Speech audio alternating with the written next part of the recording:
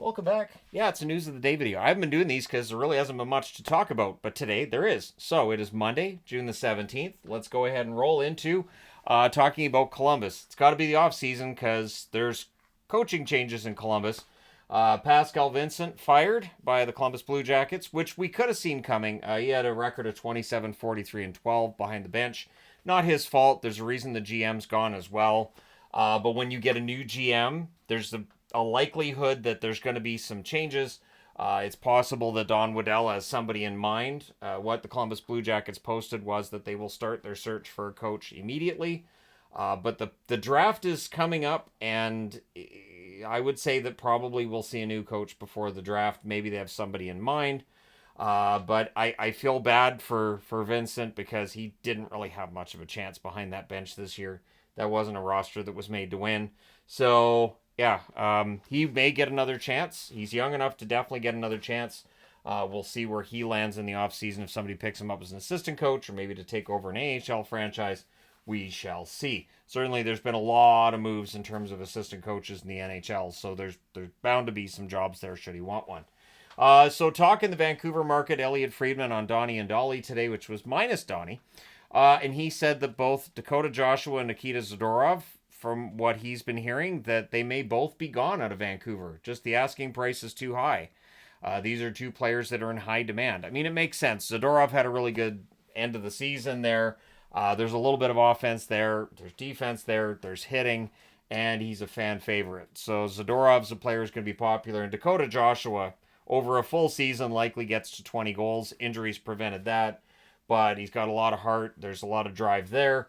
So what Friedman's saying is basically the Canucks are going to have to scour looking for players who can help them and come in on bargain contracts and look for that diamond in the rough, which is what Dakota Joshua was when they picked him up from St. Louis. They had envisioned him being a third liner, which at the time looked like maybe could happen, and then he got there. So it's a matter of Vancouver looking around the NHL and trying to find somebody who can fill in for what he did. And from all accounts, it sounds like, well, almost everybody could be gone. Hronek is a restricted free agent, so he probably gets re-signed.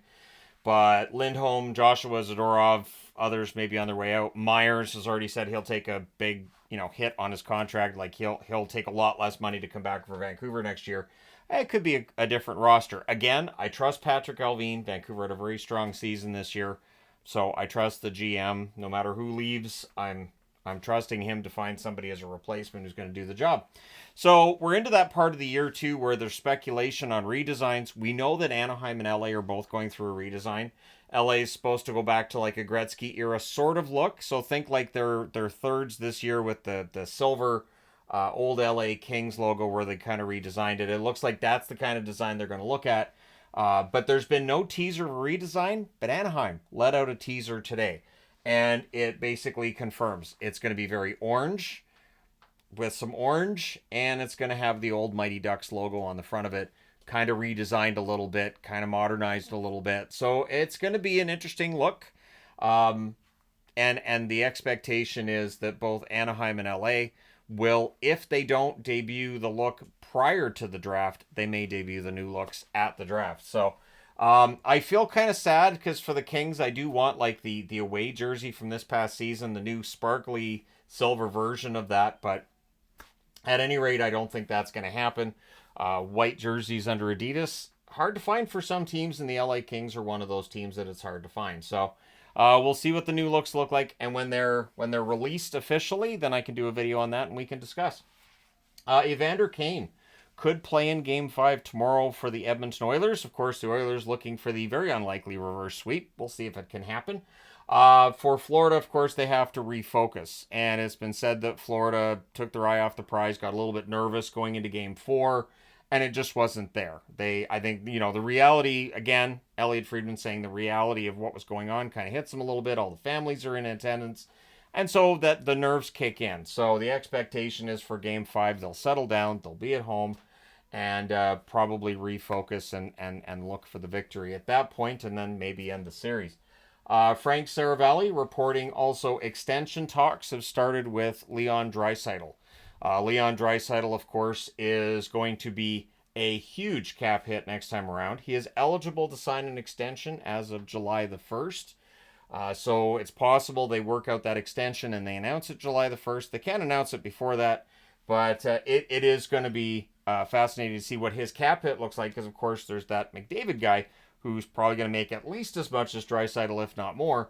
And if Leon's asking for the moon, who's going to tell him that he doesn't deserve to get paid more than basically almost everybody else in the National Hockey League at this point? So the Oilers may have themselves a cap crunch once we get Draisaitl and McDavid extended, or whatever happens there.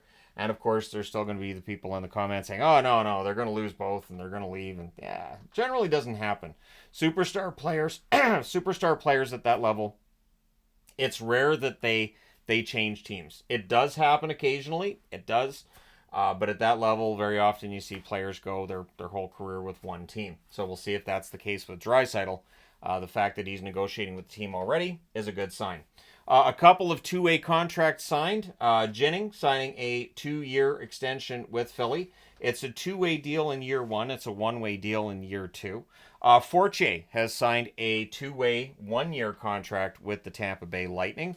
Both of these players are basically players that may get into some games, probably going to spend some time in the AHL. And so, yeah, I didn't see the split on those contracts yet. I did go to cap friendly on both, and in the back of my mind I was thinking, maybe they won't even necessarily bother 100%, because by July the 5th, right, the site goes dark. So I'm wondering if the site's going to be as diligent about reporting all the numbers as they were beforehand. I'm guessing yes, but again, you just never know. You got a few weeks left, and then your site's going to go dark. Maybe you don't get maybe you're not as diligent about it as you were before.